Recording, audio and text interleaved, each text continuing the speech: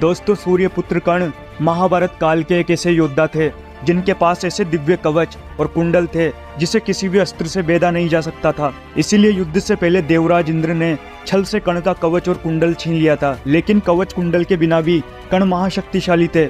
अंतिम युद्ध में जब कर्ण और अर्जुन का आमना सामना हुआ था, तब कर्ण ने ही 11 बार अर्जुन के गांडीव धनुष की प्रत्यंचा को काट डाला था। यहाँ तक कि अर्जुन के ब्रह्मास्त्र को कर्ण ने साधारण बाणों से ही काट डाला था। इस युद्ध के दौरान कर्ण ने अपने सर्पमोह बाण से अर्जुन को लगभग मार ही डाला था। अगर भगवान श्री कृष्ण तब अर्जुन की रक्षा ना करते तो अर्जुन जरूर मारा जाता। जब तक कर्ण के हाथ में शस्त्र था तब तक कर्ण को किसी भी तरीके से परास्त नहीं किया जा सकता था। तब अर्जुन को छल से कर्ण का वध करना पड़ा। जब युद्ध के दौरान कर्ण निहत्थे थे, तब श्री कृष्ण ने अर्जुन से कर्ण को मारने के लिए कहा था। कर्ण महाभारत के सबसे ज्यादा दिलचस्प चरित्र माने जाते हैं। उन्हें सूर्यपुत्र, महारथी कर्ण, दानवीर कर्ण, सर्वश्रेष्ठ धनुषधारी कर्ण, राधे वसुसेन जैसे नामों से भी जाना जाता है। महाभारत का युद्ध कोई आम युद्ध नहीं था, क्योंकि यह युद्ध परिवार वालों के बीच था, जिससे किसी एक को तो मरना ही था। इसलिए धर्म की रक्षा करने के लिए श्री कृष्ण ने कर्ण को मारने का फैसला किया था। कर्ण को सबसे शक्तिशाली व्यक्ति माना जाता है जो अर्जुन को मार सकता था। इसीलिए कर्ण को किसी भी तरह मारना जरूरी था। कर्ण के मौत के बाद आगे चलकर पांडवों की महाभारत में जीत हुई थी, लेकिन जो अधर्म के रास्ते पर चलेगा उसका सर्वनाश निश्चित है। कर्ण गलत नहीं था, सिर्फ उन्होंने गलत लोगों का साथ दिया था। यही वजह है कि उनकी मौत के बाद भी दुनिया भर में उनको सम्मान के साथ याद किया जाता है।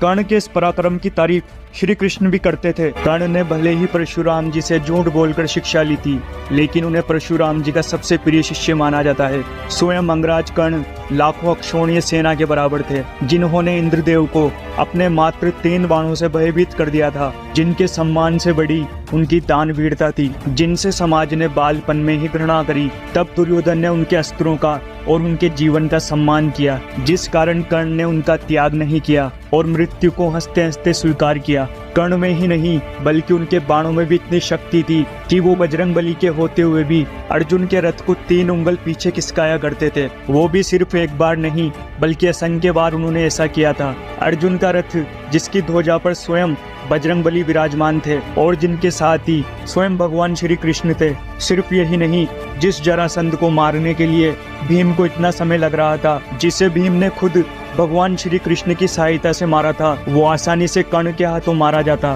कर्ण ने कई बार जरासंध को परास्त भी किया था। कर्ण एक ऐसा योद्धा था जिसके बिना किसी आवश्यकता के जरासंध को परास्त करना उसके लिए बहुत ही मामूली सी बात थी। उन्हें मालूम था कि जरासंध की मृत्यु कैसे होगी, परंतु कर्ण ने मित्रता के कारण जरासंध को जीवित छोड़ दिया। कर्ण की तारीफ खुद भगवान श्री कृष्ण भी करते थे। वो जानते थे कि कर्ण बेहद ही शक्तिशाली हैं। उन्हें केवल और केवल छल की सहायता से ही मारा जा सकता है। कर्ण सूर्य देव के आशीर्वाद स्वरूप मिले कवच और कुंडल के साथ जन्मे थे, जिसे छल का सहारा लेकर खुद देवराज इंद्र ने निकलवा लिया। अगर युद्ध के समय वो कर्ण के साथ होते तो शायद कर्ण को हरा पाना किसी के भी बस की बात नहीं थी।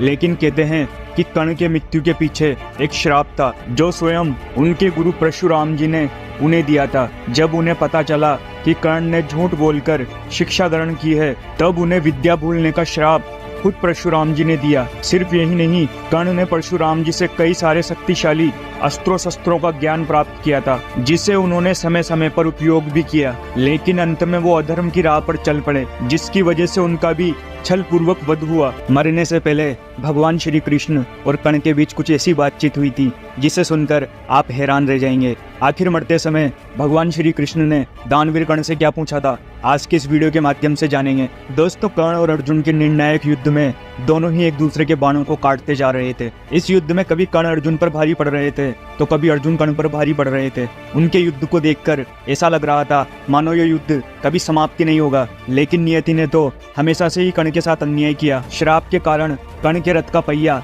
जमीन में धंस गया और तो और उनको अपनी विद्या का भी स्मरण ना रहा। यही वह समय था जिसका लाभ उठाकर अर्जुन ने अपने अंजलिक बाण से कर्ण का वध कर दिया। कर्ण को ऐसी हालत में देख भगवान श्री कृष्ण को बेहद कष्ट हुआ, क्योंकि कर्ण भले ही अधर्म के पक्ष से युद्ध लड़े थे, लेकिन वे सदा ही धर्म के मार्ग पर चले थे। लेकिन वहीं कर्ण के धराशायी हो जाने से अर्जुन बहुत खुश हो गए थे, क्योंकि कर्ण की मृत्यु से दुर्योधन की हार निश्चित हो गई थी। कर्ण जब अपने जीवन की अंतिम सांसें ले रहे थे, तब अर्जुन कर्ण का अपमान करते हुए भगवान श्री कृष्ण से कहते हैं, देखिए माधव, जिस कर्ण के युद्ध कौशल का आप हमेशा गुणगान करते थे वो आज मेरे बाणों के सामने टिक नहीं सका। देखिए वो कैसे मेरे बाणों से घायल होकर मृत्यु के द्वार तक पहुंच चुका है। अर्जुन की बात सुनकर श्री कृष्ण मुस्कुराते हुए बोले, पार्थ, कर्ण का वध सिर्फ तुमसे नहीं उसके श्राप और मेरी बुद्धि से हुआ है। अगर मैं और पवन पुत्र हनुमान तुम्हारे रथ पर विराजमान नहीं होते तो तुम कर्ण को जीत नहीं पाते। कर्ण की दान देने की आदत को पहचानो और इस विजय को उसका दान ही समझो। ये सब सुनकर अर्जुन का अभिमान और भड़क गया। उन्होंने श्री कृष्ण से कहा, अगर कर्ण सच में दानवीर होता तो धर्म उसकी रक्षा करता, परंतु ऐसा नहीं है। देखिए कर्ण मरने ही वाला है तो कहाँ गया उसका दान पुण्य। अर्जुन की ये बात सुनकर भगवान श्री कृष्ण ने एक लीला रचने की सोची। उसके उपरांत कर्ण की अंतिम परीक्षा लेने के लिए अर्जुन के साथ ब्राह्मण का वेश धारण करके श्री कृष्ण कर्ण के सम्मुख पहुंचे। उनको देखते ही कर्ण ने उन्हें प्रणाम किया और कहा, हे ब्राह्मण देव, आपका स्वागत है, कहिए मैं आपकी क्या सेवा कर सकता हूँ। तब ब्राह्मण के वेश में श्री कृष्ण कहते हैं, हे अंगराज, मैं तो आपके पास दान की आशा से आया था, लेकिन मुझे आपकी स्थिति का ज्ञान नहीं था। चलिए कोई बात नहीं, मैं खाली हाथ ही लौट जाता हूँ। दोस्तों, कर्ण अपने द्वार से किसी को भी कभी खाली हाथ नहीं लौटने देते थे।